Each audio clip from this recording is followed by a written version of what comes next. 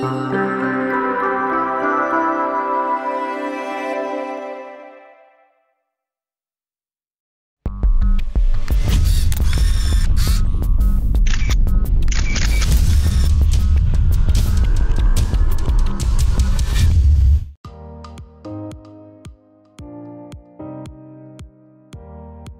le cadre du Japonisme 2018, la Villette, en collaboration avec le National Art Center de Tokyo, a organisé une exposition sous le nom de Manga Tokyo qui se vit comme un voyage dans l'imaginaire manga et une visite fantasmée de la ville de Tokyo. Une approche sous forme d'interaction entre le genre manga et la ville de Tokyo qui n'ont de cesse de s'influencer depuis des siècles.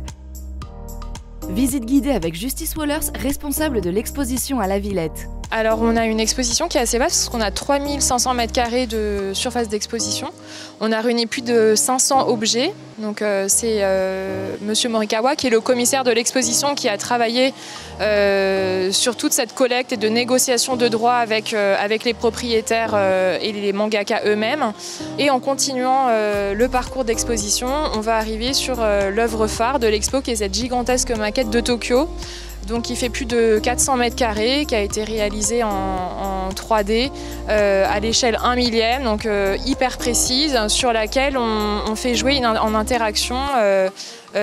plusieurs sélections de mangas animés, donc qui sont présentés sur un grand écran qui est juste au-dessus de cette maquette et qui, en fonction du manga en question, va cibler avec un faisceau lumineux le quartier de Tokyo qui a inspiré ce manga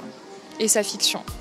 Et ensuite, quand on passe à l'étage au-dessus, donc on quitte le côté très physique de la ville de Tokyo et on rentre dans la fiction de Tokyo, donc une relecture finalement de la ville de Tokyo à travers le manga, en repartant des origines, donc c'est la période Edo, donc dès le début du XVIIe siècle jusqu'à aujourd'hui, en passant par les figures tutélaires, donc qui sont surtout sur le XXe siècle, et notamment après la Seconde Guerre mondiale, donc les mastodontes du manga, comme évidemment Godzilla, comme Akira ou comme Evangelion, donc même Evangelion qu'on a complètement intégré à la scénographie, puisqu'on a reconstitué la plateforme de ce vaisseau Android qui parcourt Tokyo pour la préserver de la déconstruction et que nous, on a ressuscité ici physiquement. Il n'est pas sûr que le manga aurait pu exister sans Tokyo, en fait. C'est vraiment une inspiration continue depuis la période Edo. Donc, à partir d'Edo, qui ensuite devient Tokyo, on a une évolution du style du manga qui va traverser le temps et qui va s'adapter aussi à l'actualité du Japon. Donc, le meilleur exemple, c'est vraiment le XXe siècle. La guerre, évidemment, qui donne naissance avec les 2 bombes atomiques, qui va donner naissance à ces monstres démiurges, en fait, ces monstres qui détruisent tout dans la fiction du manga, mais qui sont aussi un peu des divinités incontrôlables que les Japonais vont adorer comme des dieux, même si c'est des dieux maléfiques. Ensuite, une période hyper faste pour le Japon, donc de splendeur économique dans l'immédiate après-guerre, donc des années 60 aux années 70,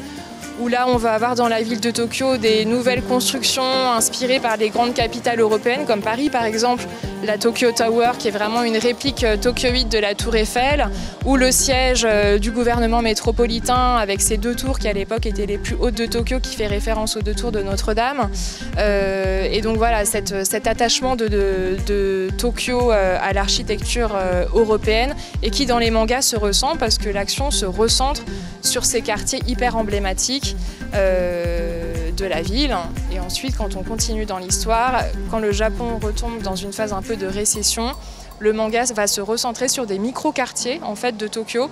et va non plus s'attacher à montrer Tokyo comme la ville du futur, à la pointe des nouvelles technologies, des modernités, des nouvelles constructions, mais du coup va recentrer vraiment ses héros sur des héros du quotidien, donc qui ressemblent à tout le monde en fait, qui ont un univers hyper restreint de vie, donc l'intérieur d'un appartement, un trajet qui l'emmène de chez lui à l'école ou de chez lui à la supérette, des quartiers hyper solitaires où il va juste contempler son ombre pendant des heures et des heures. Donc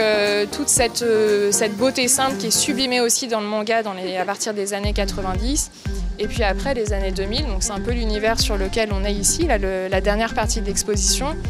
On voit les personnages de manga qui sortent vraiment du support, donc qui sortent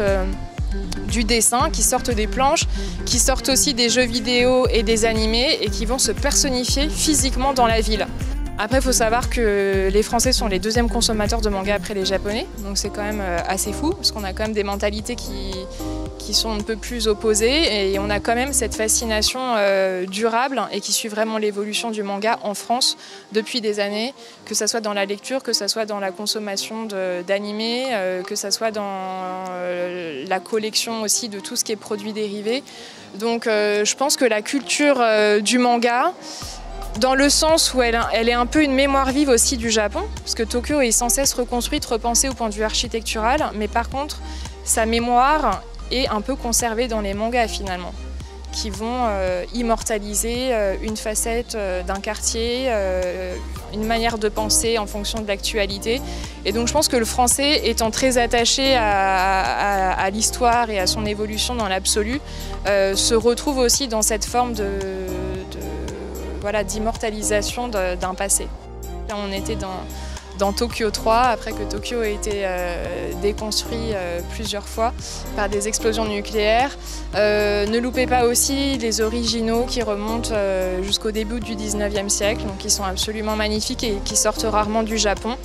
Et puis ensuite, juste se laisser transporter par le voyage et parcourir toute la rétrospective du manga à travers les facettes de la ville. Une très belle rétrospective du manga à travers les nombreuses facettes de sa capitale, Tokyo.